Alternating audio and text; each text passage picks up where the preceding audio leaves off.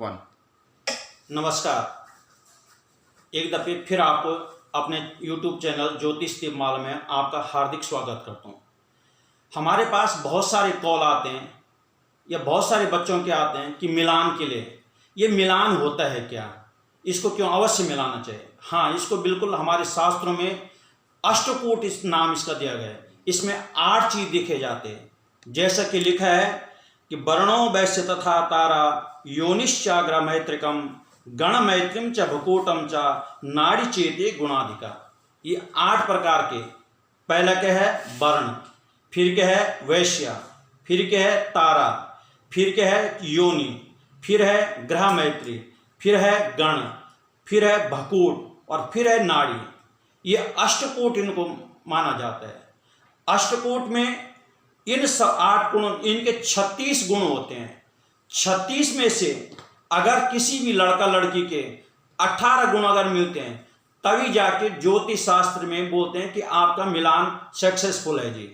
अगर आपके 18 से नीचे मिल रहे हैं तो विवाह मान्य नहीं माना जाता है। ये शास्त्रों के हिसाब से उसमें वर्ण का 1 नंबर आता है, वैश्य का 2 आता है, तारा का 3 आता है, योनि का 4 आता है, ग्रह मैत्री का 5 आता है, गण का 6 आता है, भकूट का 7 नंबर आता है और नाड़ी का 8 गुण। एक टोटल 36 गुण हुए हैं। इसमें अगर किसी से 1 गुण से लेकर और 17 गुण तक अगर किसी के लड़का लड़की के मिलान हो रहा तो उसमें कोई भी ज्योतिष, कोई भी शास्त्र उसको नकार देता है, यानी वो शादी अच्छी नहीं मानी जाती। अगर 18 से लेकर और 22 तक किसी लड़का लड़की का मिलान होता है तो उसे सामान्य तरीके से माना जाता है। उसमें न तो लड़के की उन्नति होगी और न लड़की की उन्नति, बराबर बराबर माने। लेकिन अगर किसी का 22 गुण से लेकर और 27 गुण या 28 गुण तक मिलते हैं तो उसको शास्त्र में उत्तम विवाह कहते हैं। उसमें लड़की का भाग्योदय भी होगा और लड़के का भाग्योदय होगा। अगर किसी के 30 गुण से भी ज्यादा मिल रहे हैं तो उसमें भी खतरा है, दोनों अहंकार वाले हो जाएंगे, एक दूसरे का आदान प्रदान नहीं करेंगे, इसलिए वो गुण भी अच्छा नहीं माना जाता है। तो आज हम इतनी 8 कूटों की जो वर्णन है उसमें हम आपको सबसे पहले बताते हैं कि वर्णकूट, ये वर्णकूट क्या होते हैं। वर्णकूट ये समाज में प्रचलित वर्णों के आधार पर राशियों के अनुसार है। जैसे ब्राह्मण, क्षत्रिय, वैश्य, शूद्र, ये 4 वर्ण होते हैं। इनमें कर्क राशि, वृश्चिक राशि और मीन राशि ये ब्राह्मण वर्ण की राशि होती है। मेष राशि, सिंह राशि और धनु राशि अगर किसी लड़का लड़की की हो तो क्षत्रिय वर्ण के होते हैं।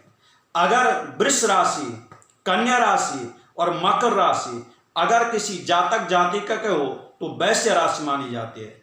अगर किसी की मिथुन राशि, तुला राशि और कुंभ राशि तो उसको शूद्र वर्ण माना जाता है।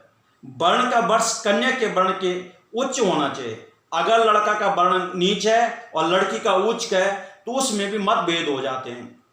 बहुत सारे इनको कहते हैं कि अगर ऐसा होता है तो इनका परिहार क्या है, इनका उपाय क्या है। तो मैं आपको बता देता हूँ कि इन राशियों का परिहार का, जैसी राशि होती है ये मैत्री होती है। यदि वर की राशि का वर्ण कन्या की राशि से वर्ण से हीन हो परंतु राशिपति उत्तम वर्ण हो तो भी मिलान शुभ माना जाता है। अथवा वर कन्या की राशि परस्पर मित्र हो तो भी दोष समाप्त हो जाता है। जैसे सूर्य मंगल का वर्ण क्षत्रिय राशि है और चंद्रमा का वैश्य राशि है, बुध और शनि का शूद्र राशि है तथा गुरु और शुक्र का ब्राह्मण है। या राशि से एकता हो, वर कन्या का एक ही राशि हो तो भी ये वर्ण दोष परिहार हो जाएगा। या नवांश मैत्री हो, वर कन्या का नवांश परस्पर मित्र राशि का हो तो भी इसका दोष परिहार माना जाता है। या इस प्रकार से इनका 8 वर्णों का अलग अलग वर्णन आज हम केवल आपको वर्ण आदि अष्टकोट में जो पहले नंबर का वर्ण होता है उनके बारे में जानकारी दी। इसी कर्म के अनुसार कल और वर्णों के बारे में। धन्यवाद।